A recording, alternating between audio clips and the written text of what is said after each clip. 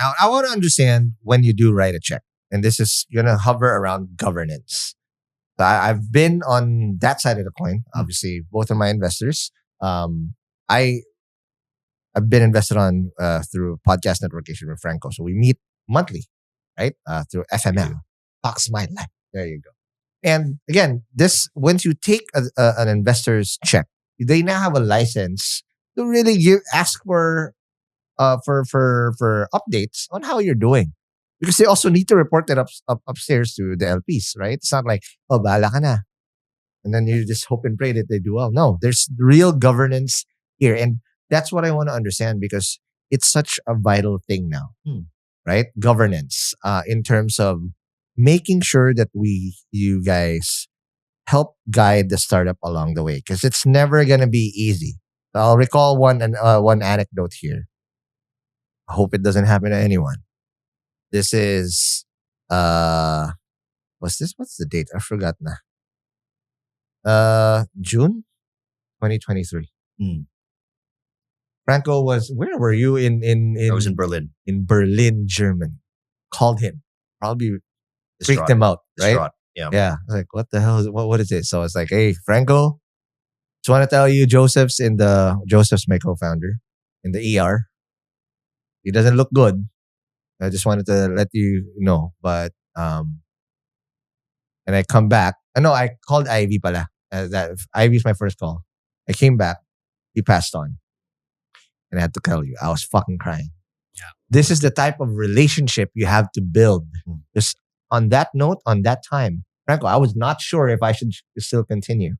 Obviously, I'm still here. We eventually did. But this is the type of relationship you build with your technically co-founders na in the business because they're now part of your business. They want you to win. Well, walk me through the point of view of why you have to provide guidance and governance because we've seen things unravel too. Yeah.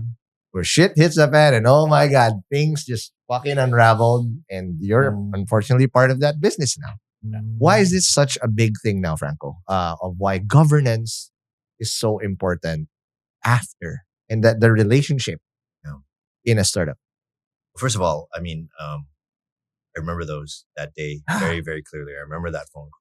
And you're right. It was very difficult, but I was very thankful that you called me.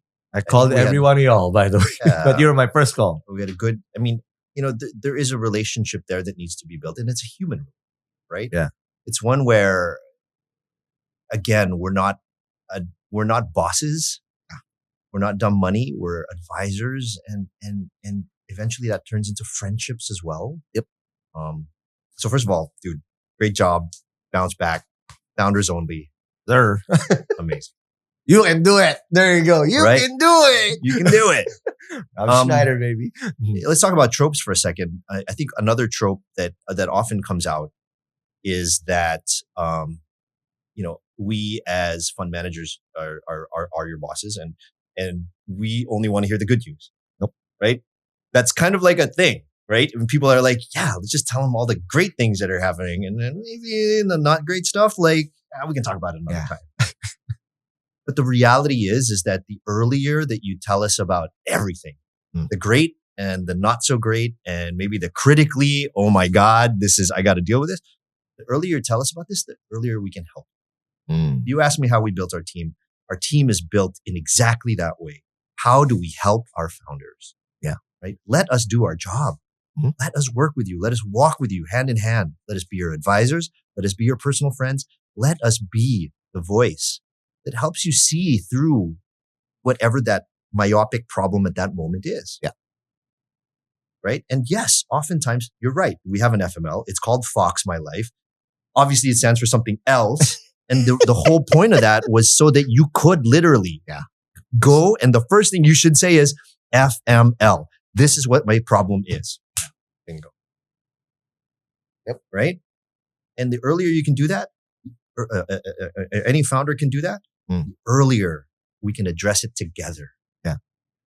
No, that's true. And that's why it's so important. But how governance is, I saw you recently guys post something about this governance issue. So I want to get that POV from Kaya's point of view.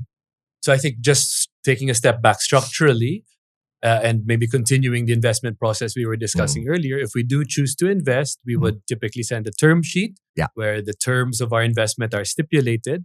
And often, as you mentioned, there are two provisions which relate to how the company will be run. Right? One is around information rights. That's what it's called when we as investors you're obligated, if you take our capital, to update us on how the business is going. Right? Correct. As an aside, what I've seen is like a very, very, very strong correlation between founders who send monthly updates in a timely way to their investors and the success of that company. Right. So just as an practical piece of advice, I think that act of each month summarizing the challenges, opportunities, both good and bad news, as Franco said, is really a good exercise that I would encourage all founders to do regularly. Right? But essentially, in that term sheet, we would have information rights. Sometimes there might be a board seat, right? And each company, I think, after you've raised a certain amount of money, important that you do put in a board structure to also allow you to have a set of directors and board members that are invested with you, not only in their capital, but in their support and help to get through some of the challenges that you'll eventually face, right? Building a business in the Philippines is hard. I mean, let's not kid ourselves, right? I mean, if there are any public policy makers in your audience, Ron, like the number one thing we can do for our country is make it easier to build businesses. The number two thing we can do is make it easier to fail or shut down businesses. But we can save that. I've been through this. We can save that for the next section around how to fail, right? But impossible to shut down a business if in a timely way in the Philippines, right?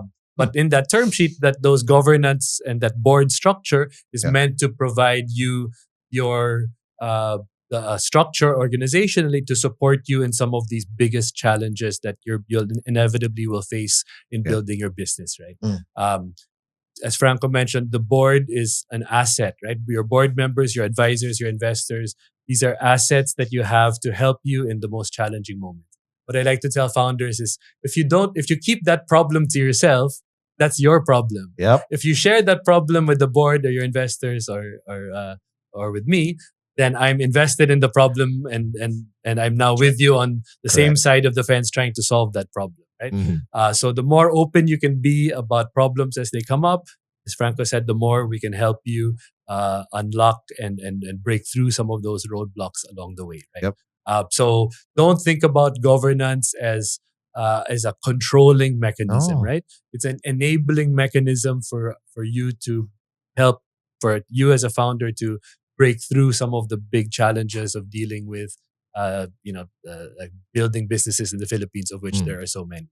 But I think that's it. That's important as a principle. Now, how you and how you run the business, how you grow the business, and how you are able to leverage your investors to get from the size of business you have now to a larger size and to scale your business successfully. I've often seen is that a well-aligned, well-constructed, and well-updated board is one of the key success factors. They risked everything, failed spectacularly, and came back stronger. Founders Only, the show where successful entrepreneurs reveal what it really takes. Where risk meets reward. Get ahead now. Subscribe to Founders Only on YouTube and Spotify for breakthrough conversations, expert advice, and the insights your competition doesn't have.